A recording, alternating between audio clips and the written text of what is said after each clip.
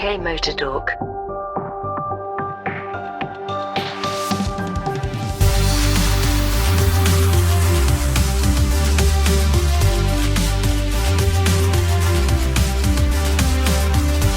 Hi everyone, we are back in our respective rooms. This is UK Motor Talk. I'm Mike. I'm Jim, hello. I'm Graham, hello. I'm David, I think. At least it looks like me on the screen. How is everyone? I have got a toddler's cold. Not too bad. I'm sat here in the dark just so it keeps the electricity bill down. Good point. So Switches up, everyone turns switches down off the dimmer. lights. This is UK Motor Talk after dark, and not because of adult content, just because electricity is now £1 million a kilowatt or whatever it is. Just after everybody's been encouraged to buy electric cars as well. I think if you had a V8 Mustang rather than a Mach-E Mustang, you'd be looking pretty smug right about now, wouldn't you? I noticed that Graham hasn't dimmed his light, and I think that tells you the difference here between the generations. You can see who can afford to leave their lights burning, there's candles burning into the darkness. My house is a little unusual in as much as it's got only one south-facing window. Everything else faces north. If one doesn't switch the electric lights on, you can't see a damn thing. To be honest, driving up and down my road, it looks like there's been a blackout because I can't see any lights on at all, but that might be because everyone's asleep. Because I live in what is practically a retirement village. The most of the posts that I get is ready meals, do you want new teeth, do you need a stair lift, that kind of stuff. Excellent. I nearly bought a house with a stair lift. It had it there, and the people who were selling it just said, "Oh no, that will stay here when we go." And it's like, and I couldn't decide if I did end up buying the house, whether to keep the stair lift or not. I thought it seemed like a good idea. It seemed like one of those sort of novelties that actually, if it's there, you might as well use it, mightn't you? Because it's probably effort to take it out. Well, and they're somewhat bespoke to the house as well because of the angle of the stairs and the treads and everything else. They're not worth anything second hand. I did work for a company, though, that would always have their annual meetings in Eastbourne for the purposes of the fact that the hotels all had stair lifts or lifts. So when you'd go out to the meeting, get absolutely hammered, you could still get back upstairs to your room.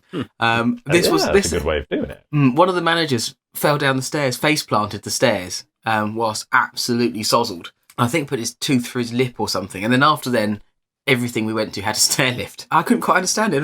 That was the genuine reason why. What a great idea. But actually, if the other half had made you a cup of tea and wanted to send it upstairs, rather than tea's ready and you're upstairs and you've got to go to all the effort of walking downstairs, getting it and coming back up again, they could just whack it on the stair lift and press the button and just send it up to you. Brilliant. Yes, and it's very steady. And to be fair, I did stack it today, just in typical me fashion. I fell down about 4 or 5 steps, not 4 or 5 flights, but halfway down my stairs today, carrying the sides to a cot, which then embedded themselves in my arm. My elbow embedded itself in the wall. So I've made a right mess of things. So, yeah, there you go. Oh, is your wall all right? No, it isn't. Last time I did this, this happens a lot. The last time I did this, I went down the stairs and hit the wall so hard, I went through the wall and separated it with my head. This time round, I put 2 big dents in it. It's not a brick wall, so we'll just point this out here, but it is really thick because it had to be built to the new building regs, so it's really thick. If you're going to carry on doing this, can you install a Ring doorbell on the stairs for us, please? Because we feel we're missing out. It is traditional. We've had the pleasure of watching you stack it out to the front door, so I feel it's only right that we get the interior shots as well. Yeah, come on. One for the team. Oh, God, yeah. I've taken many for the team.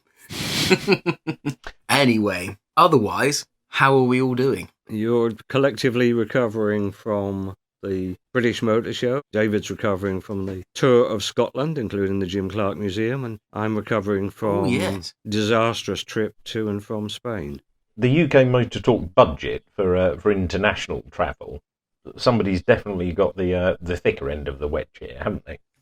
I think last time we spoke, actually, you were stranded in Spain. So you obviously escaped, and did you realise it would have been better to go by car? Yes, and I shall be doing so in future, because the escape method, and I'm still having this legal argument with the Vueling airline. I won't say too much about that. But to get out of Spain, I had to abandon Bilbao, take a coach to Madrid, which took 4 hours, and then book another set of flights back to Gatwick on another airline. So total cost to get out of Spain, I guess, including the overnight hotel, is something the order of 600 quid, Ooh. which I'm trying to recover. So. Good luck with that. Now, that said, I once delivered a car to Manchester and caught the train back. And I forget was it 175 or 275 pounds? It was a lot of money, wasn't it? It was 100 and something, and I did question it. I almost charged you half of it back for just being reckless with the company money. Yes. So I considered buying a car and driving it home because I figured you could do that. If you could find anything with any sort of MOT on it, and even if it had a month on it, you could probably spend 300 or 400 quid and make your money back. There's many magazine stories have been written about that very thing, haven't they? People going, well, I sold my classic to somebody up in Edinburgh, and I thought rather than paying, as you say, through the nose and sort of giving away your firstborn and a kidney to get back, I found myself a nice Citroen CX or something and trundled back in joy. I mean, what an adventure that would be. Perhaps we ought to do that as a story. Go and strand somebody miles away and say, here's 200 quid, get home, but you're not allowed to use public transport. Have fun. Well, I think Graham's probably is probably the person for that based on this experience. But yeah, already. Well, I didn't know whether maybe you thought about getting yourself a Seat or something and driving back home in it. There must have been something out there, some sun-faded little gem that would otherwise have rotted away in this country. Maybe something Italian or something, if it's that's something that we would love to have over here now, like an old Panda or something, and then driven it the whole way home. Probably be too much of a shock to the system, though. You get it out of the Mediterranean, and the closer it gets to the British coast, more and more of it just disintegrates until by the time you get to Dover, it's just a seat and a steering wheel. I think actually, by the time if you did get it onto British soil, you'd have to pay the VAT on it immediately on arrival, wouldn't you? Because everything is due to Brexit, everything is now an import. So Mr. HMRC wants his 20% of it, doesn't he? So you would have to bin it somewhere on the outskirts of Dieppe or Calais or wherever, and go on foot for the last bit. I'm just envisioning now as you approach the end in a Born Identity sort of style in a Renault 5 that's just falling to pieces, get straight to the docks and then just rolling out of it as it goes flying off the edge, misses the ferry, just goes straight into the water. I'm here. And away you go. It will become a coral reef, so it would be putting something back into the marine life of the English Channel. I'm not sure the English Channel needs more junk at the bottom of it, whether it be French or otherwise. Yeah, I think there's probably enough that's buried down there already, without us adding more to it. But anyway, maybe we should do this. Find out. You know what I'm like. I'm a sucker for old tut, so I think maybe we should do that. Go somewhere, buy the cheapest possible car that we can, and see if it will make us home. With the proviso that you don't let HMRC get their hands on it. We could do it within the UK. I mean, that'd be good. Fun. Yeah, just go up to Scotland while it's still part of the UK and see how far back you can get. See how much money you've got left over for fuel. And having done down here to Scotland and back in something which likes a drink, it probably won't be very much, I can tell you.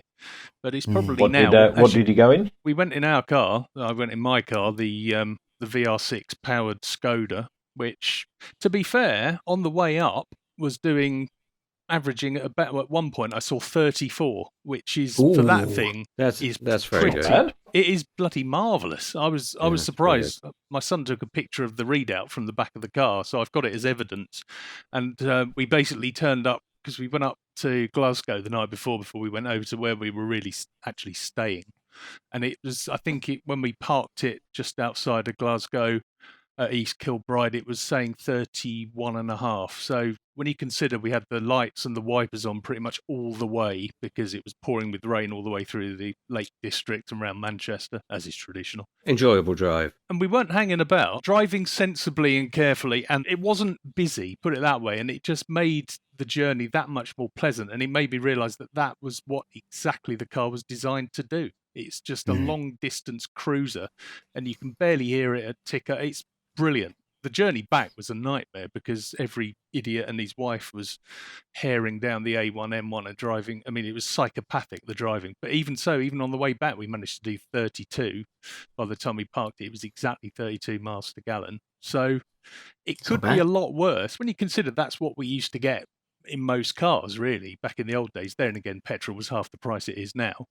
But we've been spoiled, haven't we, with diesels, which will do sort of 50, 60 easily. You tend to think why would you buy a petrol? But to be honest, didn't spend a huge amount on fuel, certainly not as much as I thought. But yeah, it's probably not something I'd be able to do on a daily basis. But it was exactly the right car for the journey, and it was absolutely wonderful. There's two things about that, I think. Firstly, you don't realise, if you've been driving something with a smaller engine or whatever, I remember when I went from a Fiesta to an A4, the difference in the amount of fatigue you'd have after a long journey, it's a lot more relaxing, and you arrive everywhere a lot less tired when you've got something that has a bit more power and is a bit more comfortable. But secondly, Jim and I were chatting the other day about fuel, and we were talking about the cost of it, and my car is, this is the Mini, will do, I mean, it actually did 200 miles the other day to 73 quid, which I thought wasn't too bad.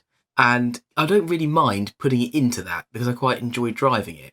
But if I had to put that amount of fuel into something that I didn't enjoy driving, that wouldn't be okay by me. And I think that's because, you know, we're petrol heads and we enjoy driving bits and pieces. You probably didn't mind the fact, well, you're obviously quite happy about the fact that I was 32, but you probably didn't mind putting in your couple of 100, 300 quid, whatever fuel or whatever it was that you put in there, because it's something you enjoyed driving. Yeah. No, I mean, it was really quite surprising just how easy everything was. And just, I mean, as long as you could find somewhere with a super unleaded pump, and pretty much all up there, they were all the proper 99 stuff as well, rather than the 97. You just find a Tesco's or a Shell or something. And it was quite a pleasant surprise to find that it wasn't, apart from the motorway services, which are all obviously still extortionate, nowhere really was anywhere close to 180. It was all in the 170s, 160s. So, I mean, the wholesale price of petrol is definitely coming down, just as the price of everything else goes up. So perhaps we are going to be living in our cars from now on. That's the only way you can afford to have any heat. Put the heater on and sit in the car. Petrol has come down a bit, but then seemed to stay roughly where it is. Diesel has started creeping up again, though, which is a little bit worrying. It's not quite in time for North American heating market yet, for demand for that, but it's a little bit worrying. It's creeping up and going in the wrong direction. But I almost think it's for a lot of cars, as you say, 30 odd is not great by modern standards or diesel standards, but back in the day was okay. But I always used to find I got, back in the day when I first started driving, I'd always get the same MPG almost no matter what the car. Like I would get if I was taking my MR2 to work, which was quite a light car, but a 2-litre petrol engine. I was having fun in it on the back roads towards Guildford, as Mike can testify to. I do like to press on down those. And I'd always get 32 to the gallon, which I thought was pretty good. But on occasion, I'd borrow my little sister's Fiesta 1.25 Z-Tech and in thistle purple and take that to give it a run. And for an engine of half the power and only slightly more half the displacement, I used to get 32 to the gallon. So it engine size was completely irrelevant, but I used to drive the Fiesta at pretty much the same pace as the MR2 because the chassis could handle it, but you had to work the engine a hell of a lot harder to get up to the same pace. So it was driving the MR2 at sort of 60% or driving the Fiesta at 11.5 tenths. I mean, both were equally good fun and probably about the same amount of time. But yeah, I just found it odd that I get the same miles per gallon out of the pair of them. By chance, incidentally, the two of us, so your sister had a purple Fiesta and my wife had a purple Fiesta. We didn't know that we both owned them and probably both owned them about the same time. Both of them were in a batch with the reg TRD at the end, and I'm sure both of them were known as a purple turd. That seems to be the nickname of all of them. Yeah, or I did occasionally look at the number plate and think, oh, actually, maybe I should, if my MR2 was a bit newer, I'd put it on that, because, of course, it's Toyota Racing Development. Yes, but turd is probably more appropriate. It was a lovely colour, though, like a metallic-y Cadbury's purple, but it was a really nice colour. It was a fantastic colour. I love that car. Oh, brilliant. Looked nice on a 90s BM, I reckon. Would look quite smart. Something on an M3, it would really, really suit that. Thinking of old motors, actually, I managed to get the Onion out of the garage at the weekend. Shock. For the first time in about 3.5 years. I can see David's making notes here. And managed to get it down to a local show, and it got the whole way down from my house to the beach before I pulled onto the showground and it cut out. Fantastic. So I got there the whole day, and I spent a lot of time talking to people about it. And you can see a bit more of this on YouTube. So, of course, find us. We are at UKMotorTalk on YouTube and, of course, on the socials.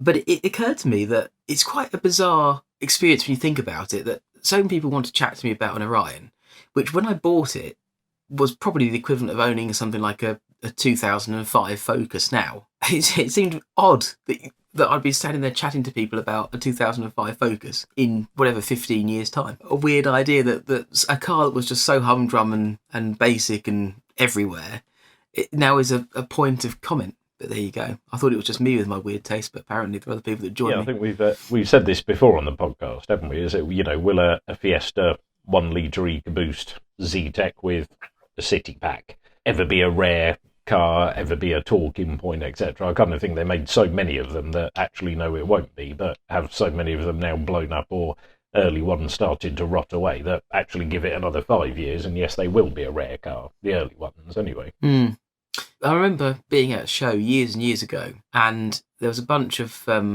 old boys stood there, and they were banging on about the fact that things like Escort RS turbos and Cosworths and this will never be a classic because they haven't got chrome bumpers and they weren't made in Dagenham and they're not a Mark 1 Escort, not a Mark 2 Escort, this, that, the other, blah, blah, blah, blah, blah. It's a jelly mold, bloody Sierra.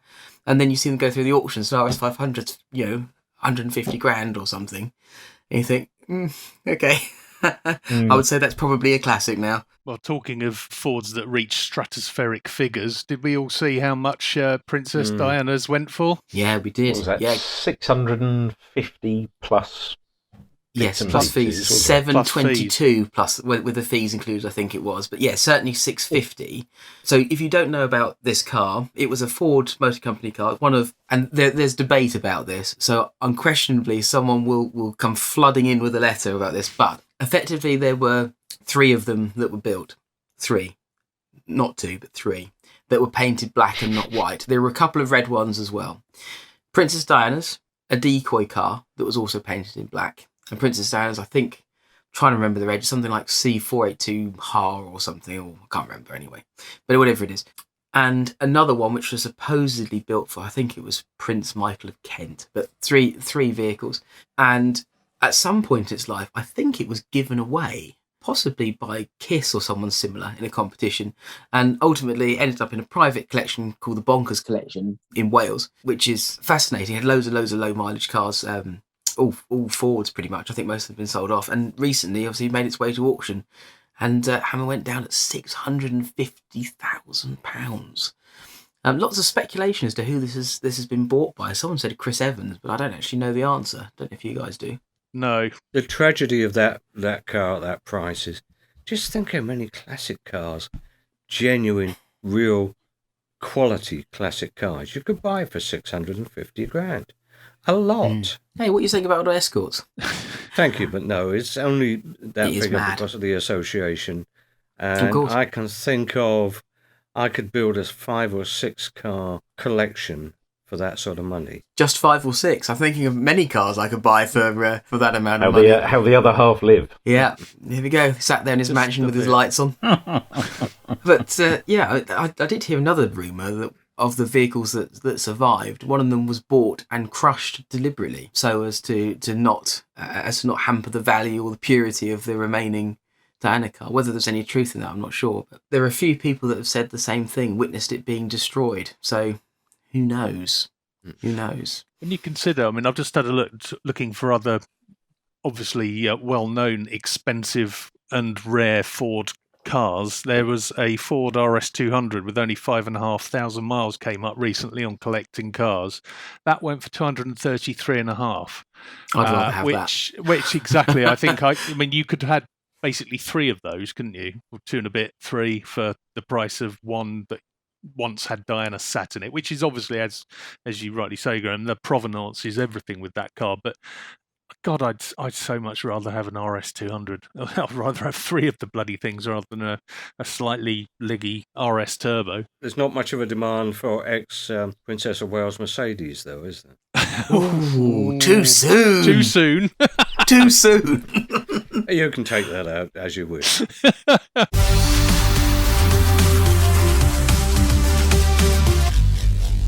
Talking of petrol engines and the like, and our enjoyment or otherwise of, how's the Peugeot coming along, or is that Don't yes. What is happening No, about the Peugeot? We must know. On Friday, I have to grovel to my local mechanic in the hopes that his superior diagnostics can actually sort the bloody timing out, because I can't get it to run for more than about 5 or 6 minutes at a time.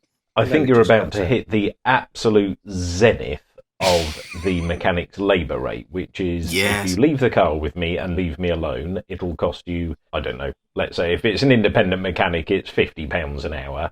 If, I know if you stand there and watch, it's £70 an hour. If you've had to go and f it up and expect me to fix it, then it's £150 an hour and go away.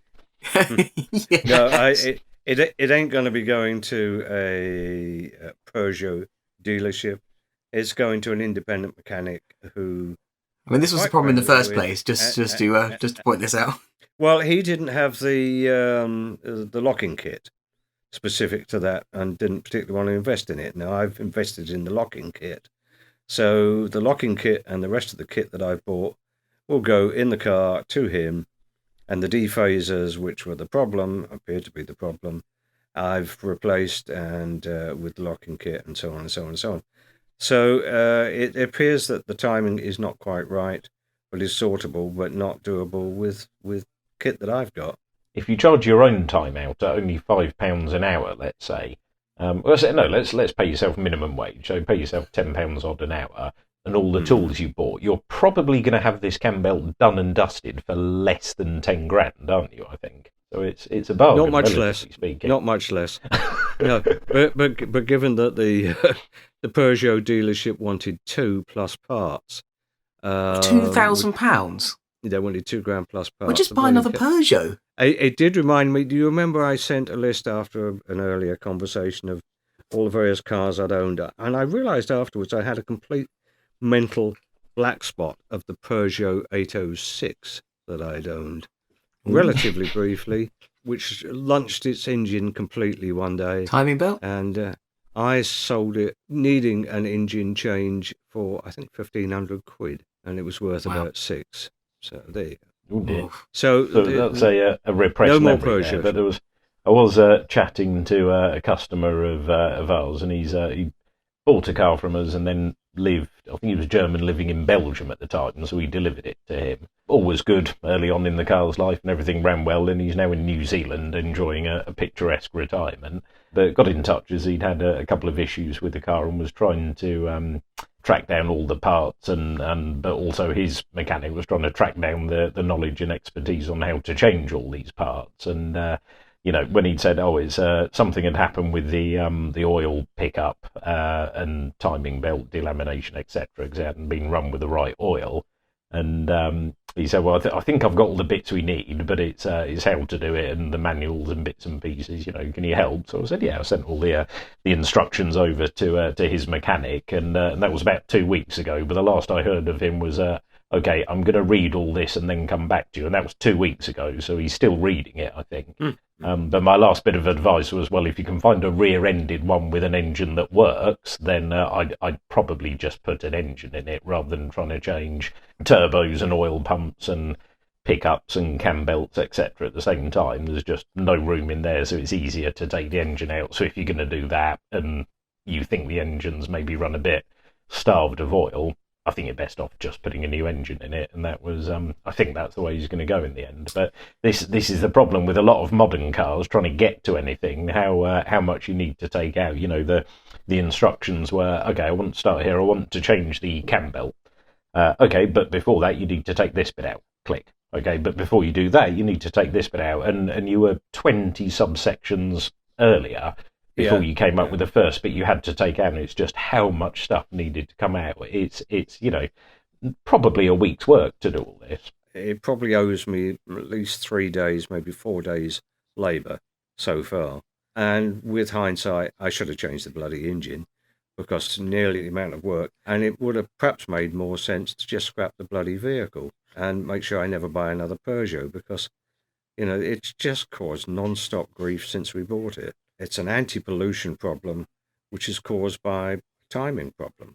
And that's what I've tried to get around. But it has cost me, I'm a pretty decent DIY mechanic, and I really struggled with this one. But the thing that I should mention is that they changed not long after this particular one to cam belts.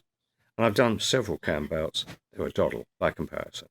This is a bloody cam chain with all the bits and pieces that goes with that, and the tensioner, and you have to measure the deflection of the chain at certain locations, and torque. The torque of all the parts is obviously critical. And I can see why they got rid of it. And the only video I could find that was any bloody use at all on how to change the cam chain was done with the engine out on a bench. Yeah. By somebody in the factory. That's definitely the way. I mean, to do an EcoBoost timing belt, it's about £1,200. You have to take the side of the engine off to do it.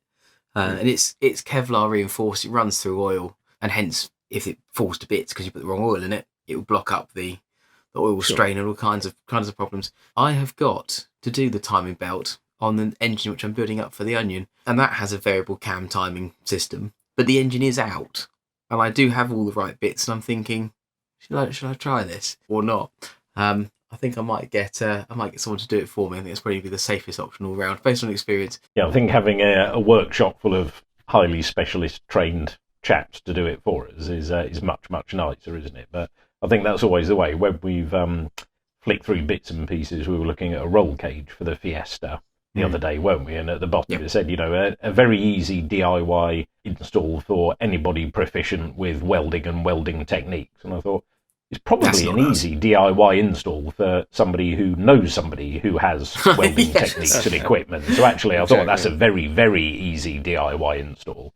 I put the cage in the workshop, I put the car in the workshop, I give a man a couple of quid, and when I come back, it's all done. That's the best way to do it. So when you see something that looks absolutely delicious to eat, it would be very complicated to make. What you could do is just go to somewhere that sells it. Yes. And then they'll make it for you. But not at Peugeot prices. Not at Peugeot prices. I can't afford to eat in places that have food at Peugeot prices anyway. No. I remember going into a steakhouse, and they had the option, you had whichever steak you wanted, obviously, and then they had this, I think they called it a hot rock or something similar. It's a piece of slate which they get to 1,000,000 degrees. And I said, what's the idea behind this? I said, well, we bring the slate out to your table, and they bring out the cut of beef, and then you can cook it exactly how you want it. And it's only a few pounds more expensive, whatever it was, £5 more expensive. I said, so I'm coming to a steakhouse, and you want me to cook my own food and pay more for the privilege. The whole point of me going to a steakhouse is that you can cook it how I want it. That's the whole point. You won't be getting a tip, boys. You will not be getting a tip.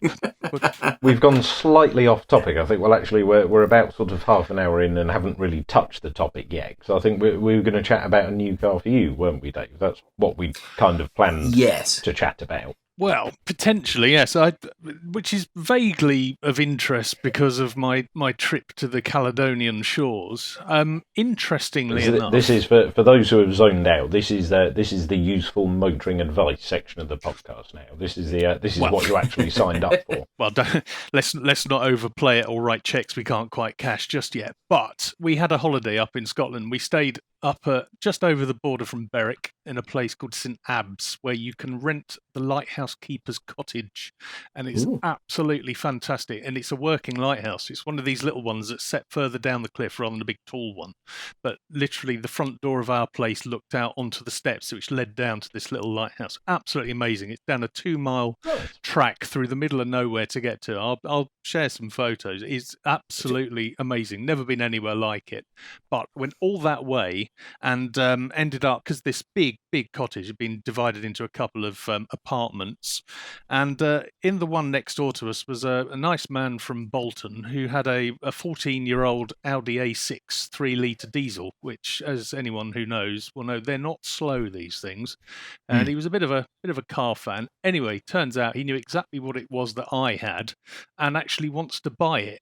So you go all that way to park right next to someone who can actually tell what the car is, and it's not that special, but there's very few of them, and anyone who knows about them, it's only geeks and saddos like me.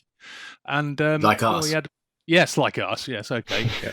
Anyway, it turns out he was very interested in it and made lots of noises, so we're going to keep in touch, although I'm not entirely sure we're on the same page when it comes to how much he wants to pay for it.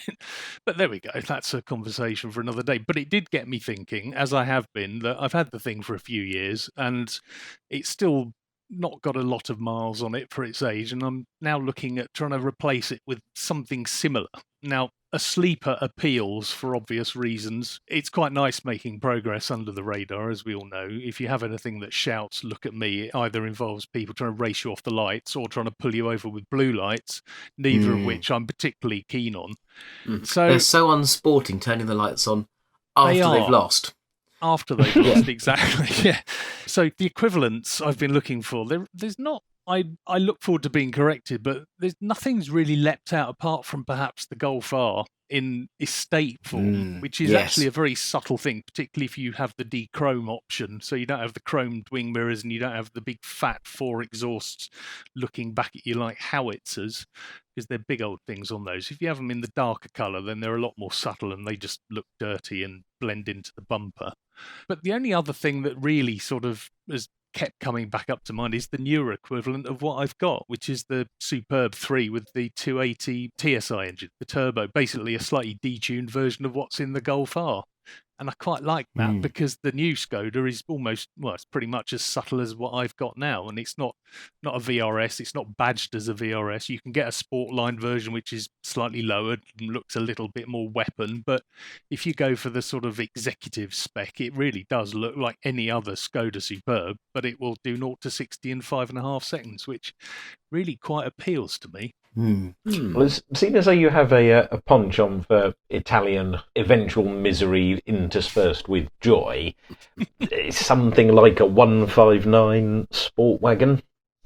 I do like those a lot. They're lovely looking things, but I do know that most of the dashboard will end up in the boot like it would with the 156 I used to have. I'm sorely that's tempted. just a sign of the sheer power and torque that the car has, that it can rearrange its own insides, let alone the insides of its passengers. Well, it's rearranging the insides of the gearbox I'd be more concerned about, to be honest, because once bitten, twice shy on that one. And I swear, maybe one day it's a classic, but not as my everyday car. No way in hell is that going to happen again. I'm not sure that Alphas are sleepers either, really. I think they're kind of the opposite, because it doesn't matter which one you go for. They all look like they should be quick. If you look at the Juniors, all of them look beautiful and look like they should be going at 1,000,000 miles an hour, and they don't. The Golf R does appeal to me, certainly, because I looked at one before I bought the S3.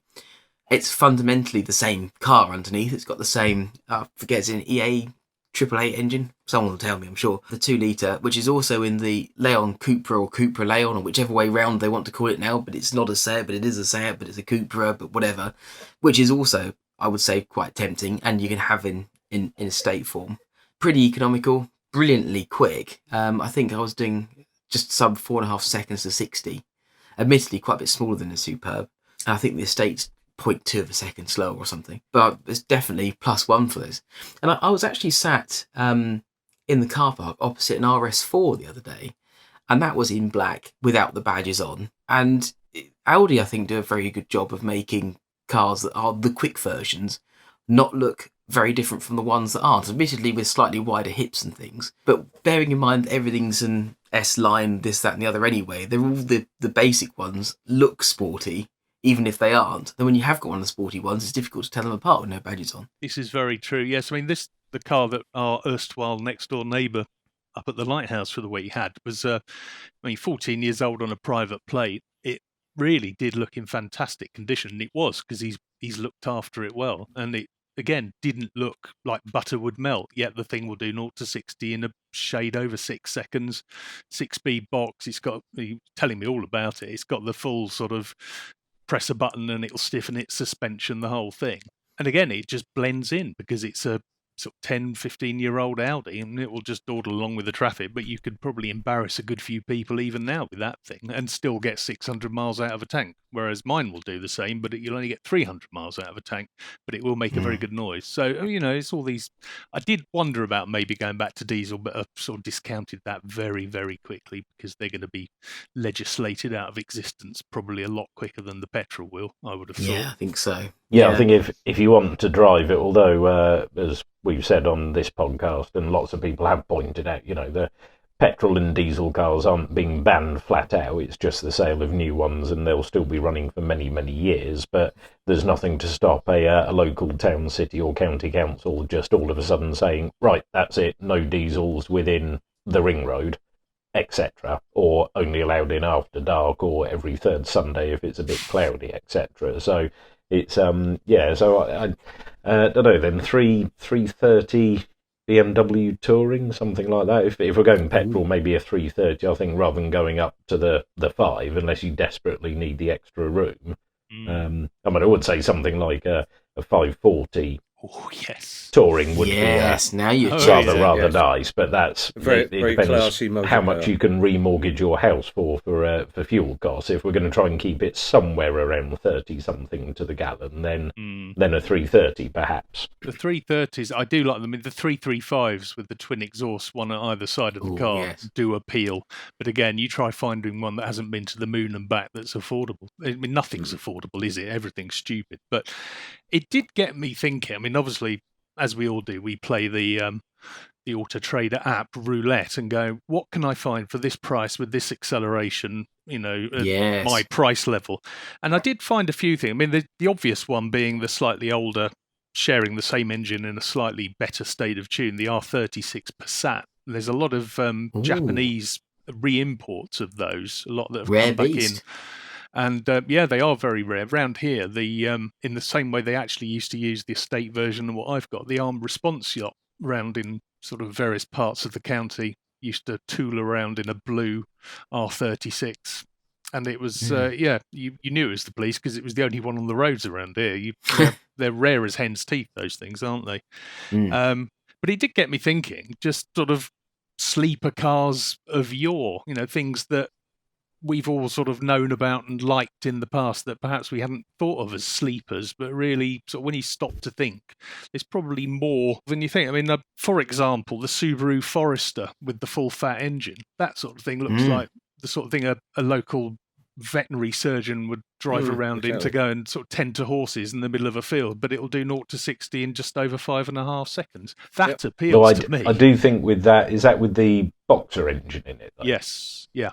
So I think you would probably spend more money on fuel in that car than you would do in gearboxes for an Alfa Romeo 159 in 10 years. Because I'd said earlier, I always got 32 to the gallon out of every car. The one exception to that being it was a Subaru Legacy, not a Spec B, not an anything, just a Legacy Touring, 2-litre, normally aspirated, automatic, and on my way to the Lotus factory, I thought this fuel economy is rubbish. There's either something wrong with this, or I've been driving it like a lunatic. So I reset everything when I was cruising along an A road in Norfolk, which, as we all know, is billiard table flat. And at a steady 70 miles an hour on the flattest surface on the planet, it was doing 19 to the gallon, cruising at 70. It was awful, this thing. It was horrendous. All that and £540 a year tax as well, which won't something like that. And 0 to 60 in about 12 seconds as well. It certainly wasn't quick. The worst of all worlds. I mean, the antithesis of that, I mean, if we want to go back to the diesel idea, I mean, there were the Golf, what people referred to as the GT TDIs. If you remember, there was the Golf Mark IV, which you could have in various states of tune, and depending on which state of tune, depending on how many of the letters GT, D were in red, I think. Was it GTI? I can't remember what they were. But if you had all 3 letters in red, you got the full 150 brake horsepower. And those things were weapon. They were really, really quick. And I think they're still pretty sought after now. I mean, because obviously the Fabia was the other one which had the same engine, the 1.9. And I think a lot of people have had them sort of basically turned into 150 spec, and those things don't hang about either. And they're quite subtle.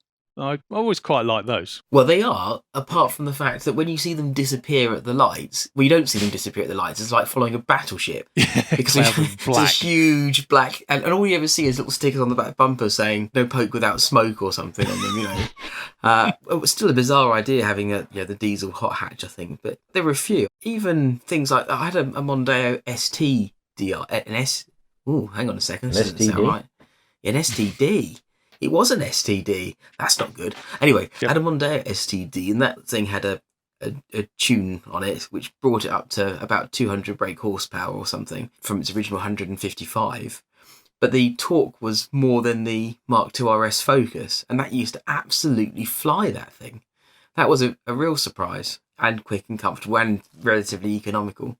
There seems to be so many when you think back at it, even things like, I suppose if you didn't know what you were looking for, the Sierra Sapphire Cosworth as opposed to the whale-tailed, bewinged three-door. Very good car. The Lotus Carlton, the stuff of legend, 40RA, of course, the one that ended up in a canal and had its roof pushed in. This is the one that got nicked and the police could never catch it, that eventually did get destroyed despite all the urban myths and legends that it survived. It was eventually pulled out of a canal with the roof bent in. But the guy that owned it has bought another one and put the number plate back on it.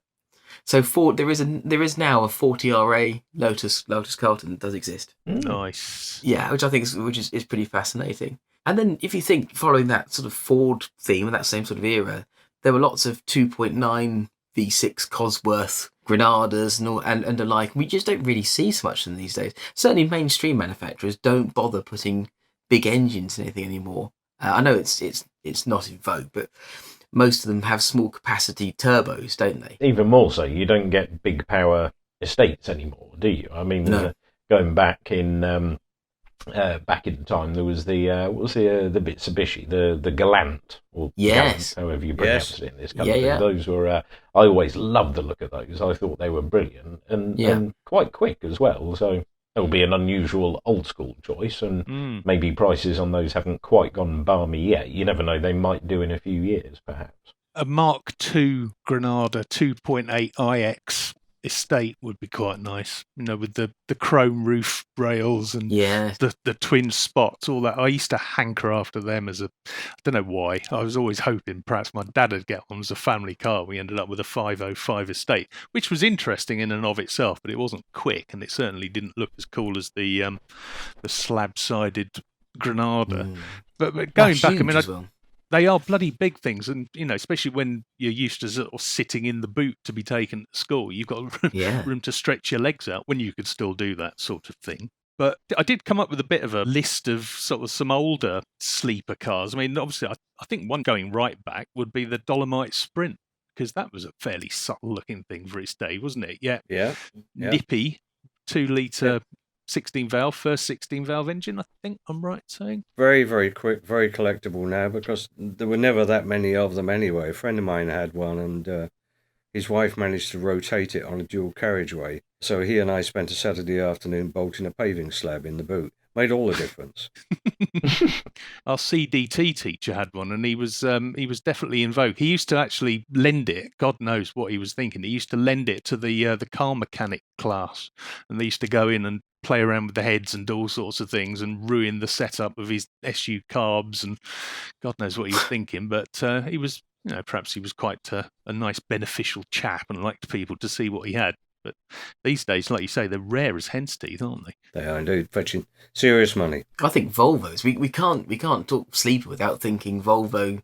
T5. T5Rs. T5. I mean, to an extent, they are the OG of the manufacturer sleeper, aren't they? Really, they really are fast. For their day, maybe not so much now.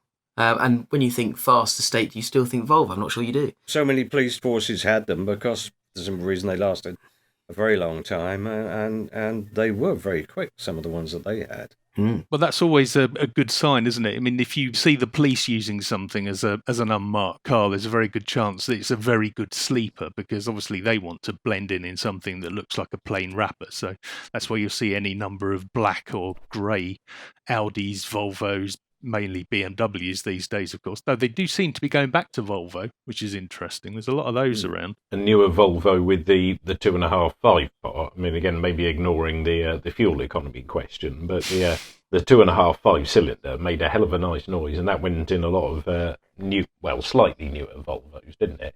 In fact, actually, I think, as you say, playing the Auto Trader game of I want this body style and this 0 to 60. I've actually found the Volvo with a 2.5 turbo engine, and it's the off-road souped-up version of Brad.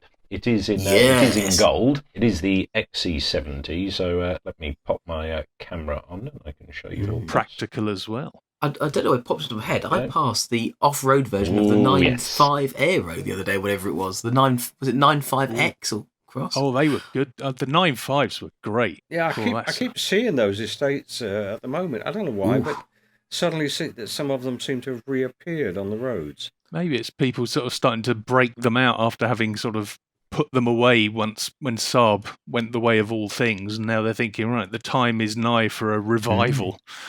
All the architects have run out of cars. Yeah. This Volvo looks good because I think it is. It's the same upholstery as. It is. It's the same colour as Brad. The same upholstery as Brad. Yes. It's sort of a champagne gold. The previous owner has very nicely carpeted out the boot so that when you go murdering, you can very easily dispose of a lot of the evidence. Yes. There is a mysterious black, what appears to be a black tarpaulin at the back. So that's you have to have a tarpaulin in your Volvo. That's law. Without a doubt. It's only done 150,000 miles. Oh, it's barely nothing. There is blood in one of the dents on the outside, which is good. And one of the tyres is made by a company called Solus. Ooh. And actually, that tyre appears to be a winter tyre and on the front left, so that will make pitching it into roundabouts entertaining, if nothing else. But it's only £1,000, so I think you should buy it just to see what happens.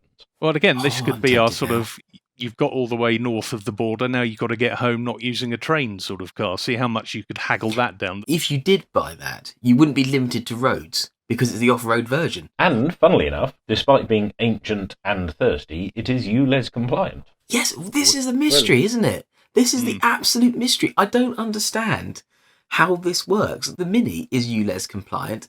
It's £370 a year to tax. Mm-hmm. My car's ULEZ compliant. It's ridiculous. My Volvo is, and I don't understand why, but it is. So, if someone knows the answer to this, write to us, tweet us, whatever. We're at UKMotorTalk everywhere. Just tell us how this makes sense, because I just don't get it. You can have a relatively modern Econobox, and it's not ULEZ compliant, but you can have something like our old motors, which really aren't particularly economical or indeed green, and yet they're absolutely fine. I just don't understand how that happens. There must be some sensible reason. Well, to go back around to sort of where we started, I mean, my probably next on the list, realistically, it is going to be another Suburban. It's going to be the 2-litre turbo version, the spiritual successor to what I have now. It is actually cheaper to tax. It's less emissions, and it will go further on a tank. It does better miles per gallon. It's all of the above. It is ridiculous, really, isn't it? And it's obviously ULEZ compliant.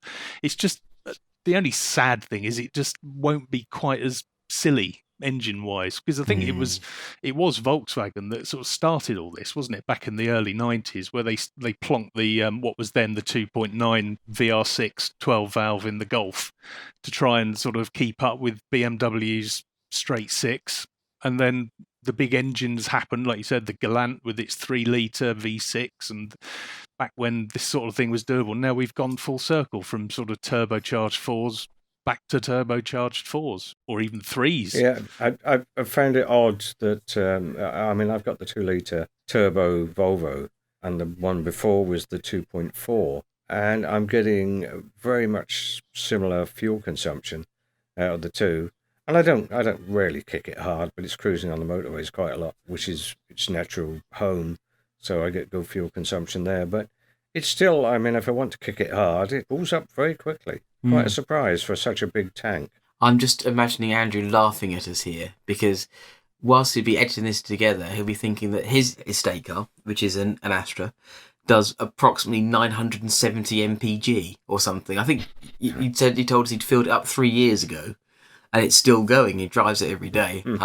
It does do some ridiculous economy. But there we go. What price happiness, I guess. I did quite enjoy. I had the 5-pot in Brad, in my Volvo, and that was a great engine. What I particularly liked about it was when Glenn, who I work with, and I left work one day, I did go booting up the dual carriageway, and he explained to me that as I'd basically given it the full sausage, egg and beans from cold, bits of the engine were dancing out of the exhaust all over the front of his car.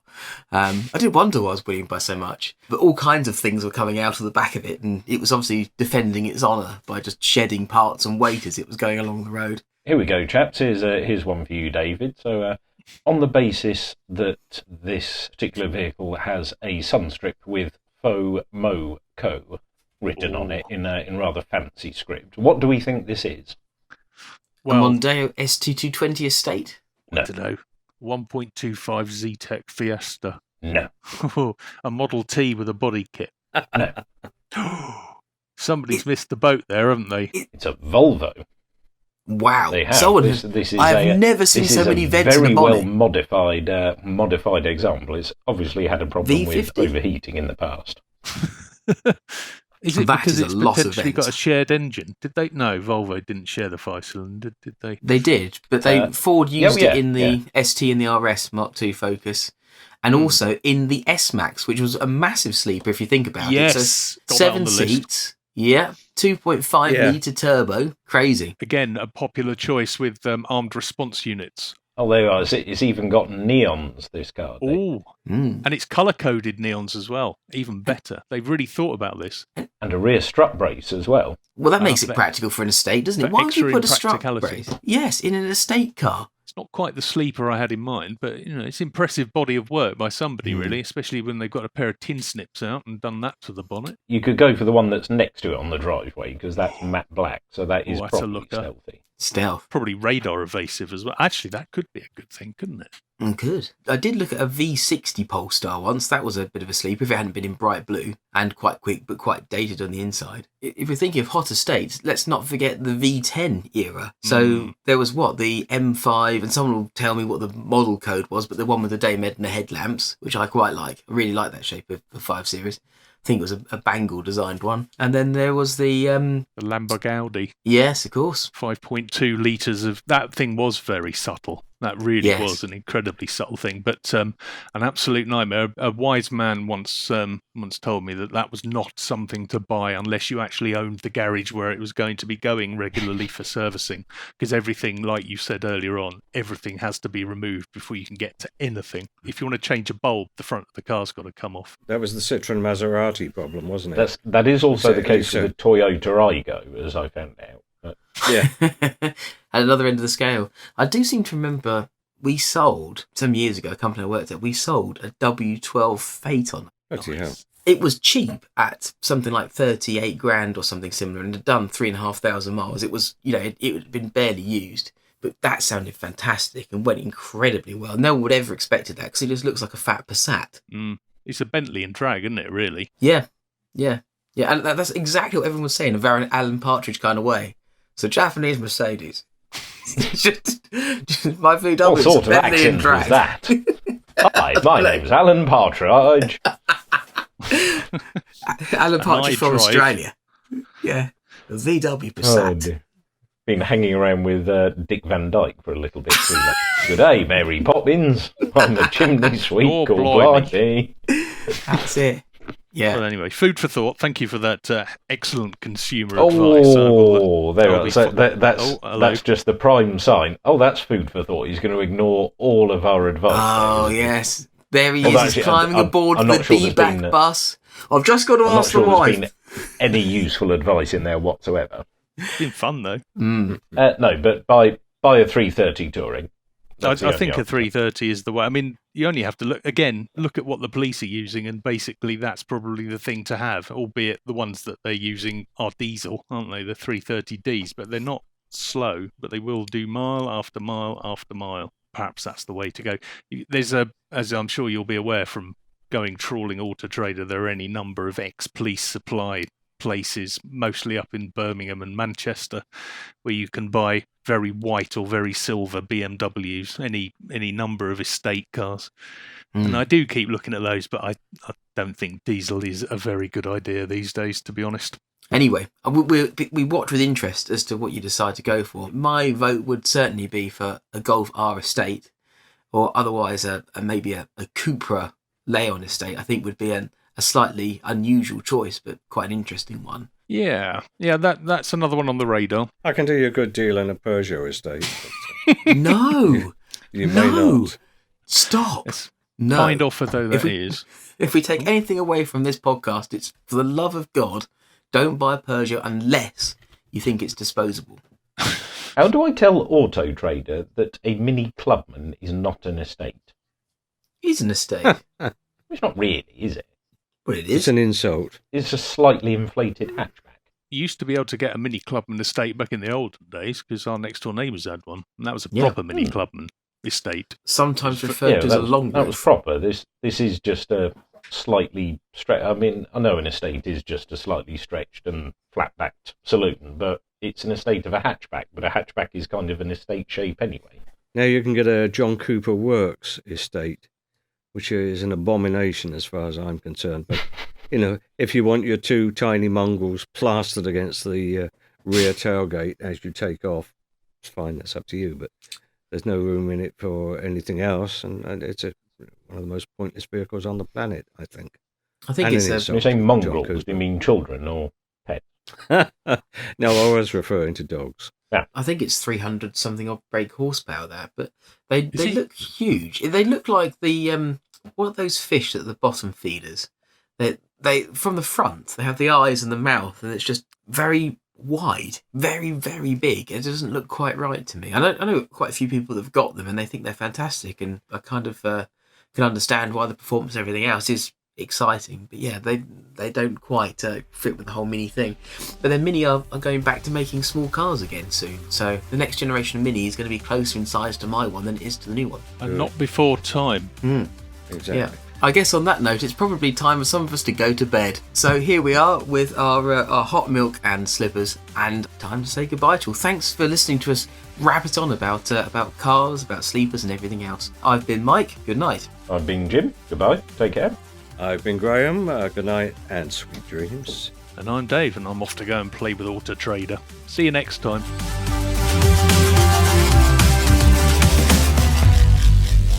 UKMotorTalk, a First Take Media production.